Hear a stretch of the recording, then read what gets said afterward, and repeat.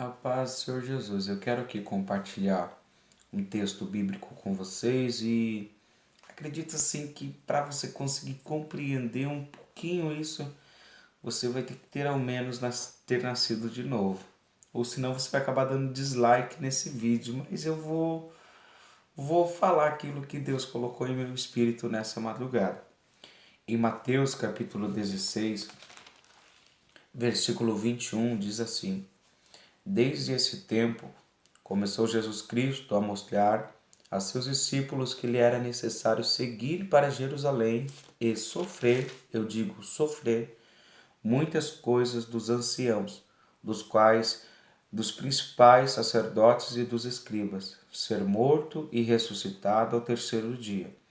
E Pedro, chamando-o à parte, começou a reprová-lo, dizendo: Tem compaixão de ti, Senhor, isso de modo algum te acontecerá. Mas Jesus, voltando-se, disse a Pedro: Arreda, Satanás, tu és para mim pedra de tropeço, porque não cogita das coisas de Deus, e sim das coisas dos homens. O tropeço aqui, o escandalon, que no hebraico vai se dizer uma armadilha, uma árvore, uma pequena curva ou um galho móvel com uma isca usada para capturar animais, ou melhor dizendo, uma armadilha.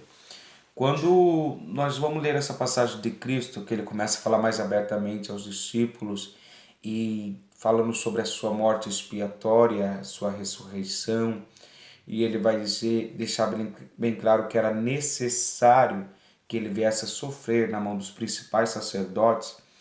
A Bíblia vai nos dizer que Cristo chama ele à parte e começa com outras palavras. Pedro chama ele à parte, com outras palavras começa a dizer para ele: tenha compaixão de ti, tenha dó do Senhor.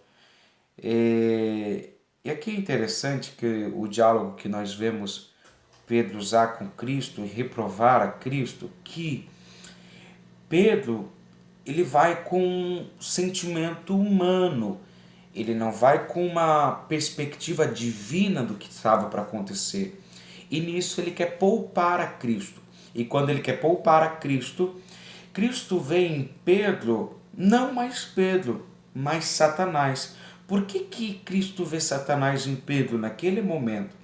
A Bíblia vai nos deixar claro a tentação de Cristo no deserto e o que Satanás queria também fazer com Cristo de forma humana era poupar Cristo da fome, poupar Cristo do sofrimento. Isso, claro, numa perspectiva de você saber e já ter a noção que o diabo é mentiroso. Mas o que ele apresentava para Cristo fazer, para que as pedras se transformassem em pães, por exemplo, era para poupar Cristo da fome, ou para dar ordem aos anjos a seu respeito, para que não tropecem em pedra alguma e se jogar no pináculo do templo, era para poupar Cristo da morte. O que a gente vai entender é que o Evangelho, quando Cristo vai dizer mais à frente que o discípulo deve levar a sua cruz, aquele que quer me seguir, negue-se a si mesmo, tome a sua cruz e siga-me. O tomar a cruz está aí envolvido numa determinação e numa necessidade de passarmos por alguns sofrimentos. Agora, como te explicar isso? Bom, alguns desses sofrimentos não terão explicação. A Bíblia vai dizer assim: todas as coisas cooperam para o bem daqueles que amam a Deus. Olha, por exemplo, Paulo, lá em Filipenses capítulo 1, versículo 12. E quero, irmãos, que saibais que as coisas que me aconteceram contribuíram para maior proveito do Evangelho, de maneira que as minhas prisões em Cristo foram manifestas por toda a guarda pretoriana e por todos os demais lugares. Bom, eu creio que algumas pessoas que vão assistir este vídeo conhecem o meu testemunho. E eu orando ao Senhor nessa madrugada, o Senhor me deu uma visão.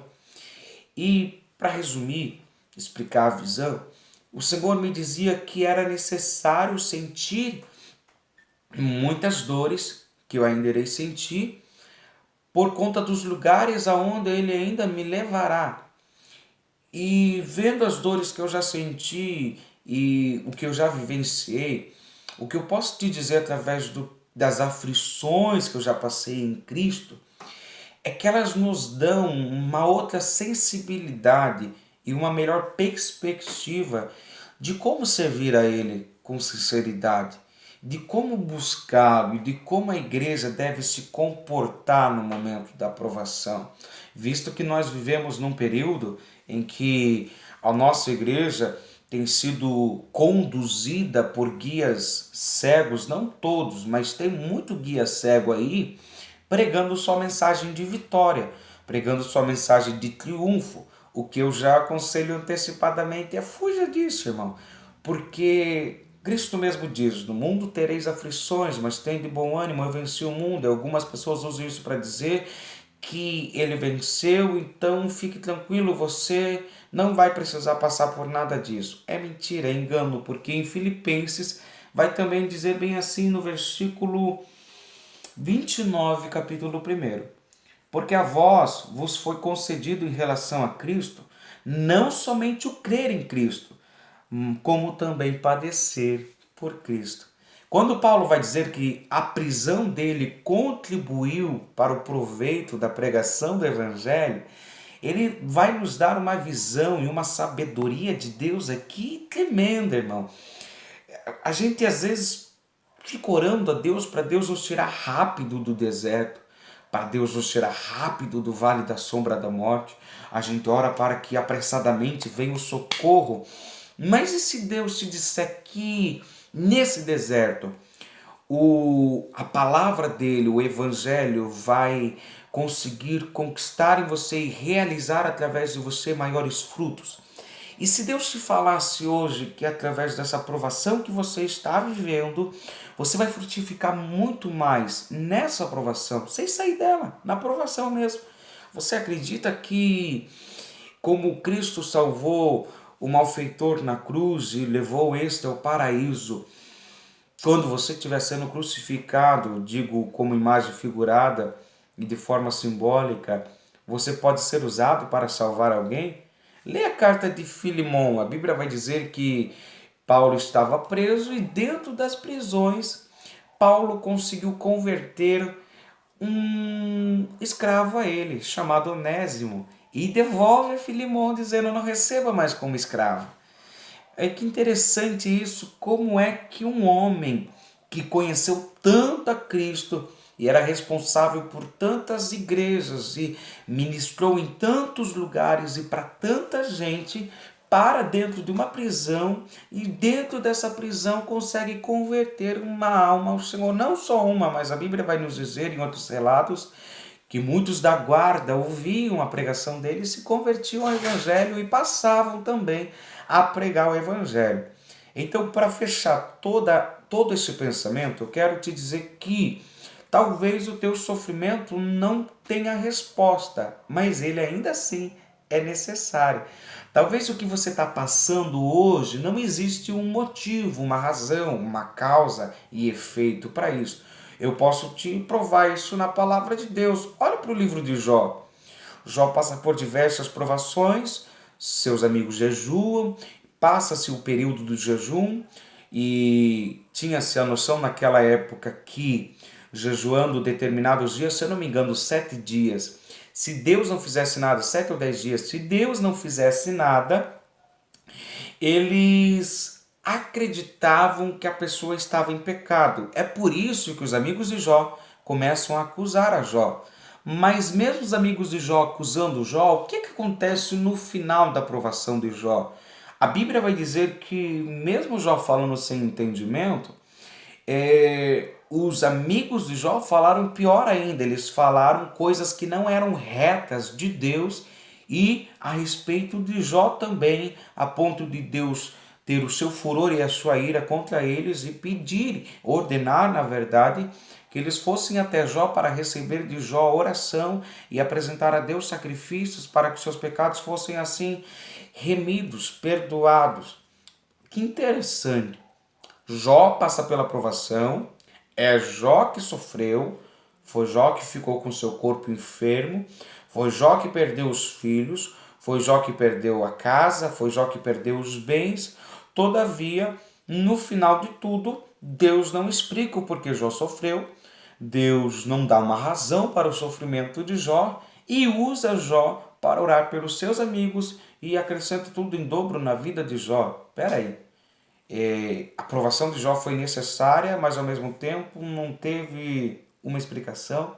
Pois é, existem algumas provações na nossa vida que são necessárias, mas não terão uma explicação específica. Por quê?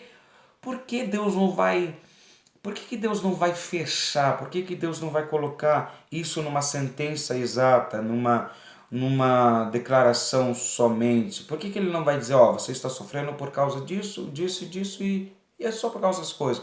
Você está passando por isso hoje por causa de tal razão. Por quê?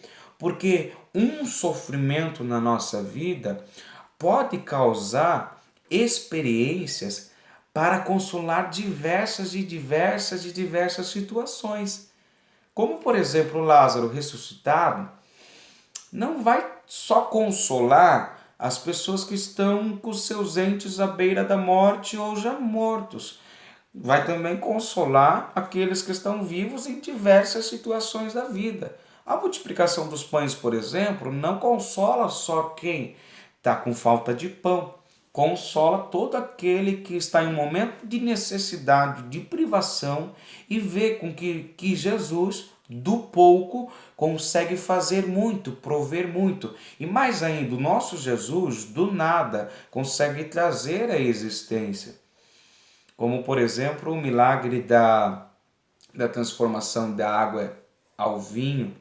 E se cientificamente falando, você vai ver que se precisa hoje de uma tecnologia inexistente para fazer o que Jesus fez, mas ele fez para provar para mim e para você que mesmo sem ter capacidades humanas, ele ainda é Deus e ele faz o que ele quer, na hora que ele quer.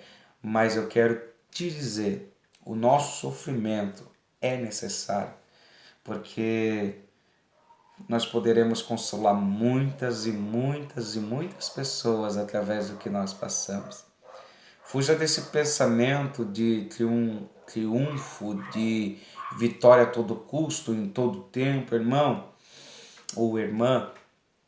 Existe muito proveito nas nossas provações. Existe muito proveito nas nossas dores. Existe muito proveito nas nossas aflições. Tem muito conselho que eu consegui dar para as pessoas através dos sofrimentos que eu passei. Tem muita sabedoria que surgiu para mim através das feridas que eu vivenciei. Então permita essa situação, busque a solução em Deus, mas não apague isso da tua memória. Limpe o coração com certeza em Cristo, mas não olhe para o teu sofrimento como somente, como que eu posso usar a palavra mais correta? Uma desaventurança da vida. Existem alguns sofrimentos que são essenciais para a nossa carreira com Cristo, como o sofrimento de Cristo. Foi essencial para a nossa salvação e para cumprir as Escrituras. E sabemos nós que os nossos dias, os nossos anos já estão escritos e determinados no livro diante de Deus a nosso respeito. É Ele quem determina os teus dias. Então, se você sofrer, dê graças a Deus. Se você vencer, dê graças a Deus. Se você perder, dê graças a Deus. É isso que a Bíblia ensina. Porque em todas essas coisas vai vir um fruto de Deus para a tua vida, para que você distribua, compartilhe com muitas pessoas. Deixe Deus te ensinar. E não feche seus ouvidos para as provações, os desertos. Não coloque só o seu olho na linha de chegada, que é a vitória, que é vencer, mas analise cada espinho, analise cada ferida, analise cada ofensa, analise cada afronta. Às vezes existem verdades por trás das afrontas a nosso respeito e nós não nos damos ao trabalho de examiná-las. É interessante como nós vivemos em um tempo que as pessoas que são ofendidas, elas não param para pensar naquilo que ouviram, naquilo que falaram a respeito delas. Não é que nós devamos viver guiados pelo que falam a nosso respeito, mas nós devemos parar e meditar e perguntar ao Senhor, Senhor, Existe verdade no que essa pessoa falou sobre mim? E assim a gente seguir a nossa vida. Quando você lê essa palavra, então, e Jesus repreende a Pedro, dizendo: sai para trás de mim, Satanás, porque tu serves para tropeço em minha vida. Eu quero te dizer, não permita e não tente se poupar daquilo que Deus já determinou que você passe. É necessário para a tua vida. Que Deus te abençoe, te ilumine e te dê graça de a cada dia permanecer na presença dele, adorando a ele pelo que ele é, não por aquilo que ele pode dar. Indo para os cultos e buscando a ele em seu lar, em seu quarto em secreto, não por aquilo que Deus prometeu, mas por aquilo que Deus é e já tem um memorial dentro de você do que ele é para você, do que ele tem feito por você, do que você tem vivido nele para a glória dele. Em nome do Senhor Jesus, guarde essa palavra e lembre-se, não foi dado a nós somente o crer em Cristo, mas também o padecer por Ele. Tome a sua cruz. É sofrer, sim. Não tem outro modo, mas é por aquele que sofreu por nós. Em nome de Jesus, que Deus te abençoe.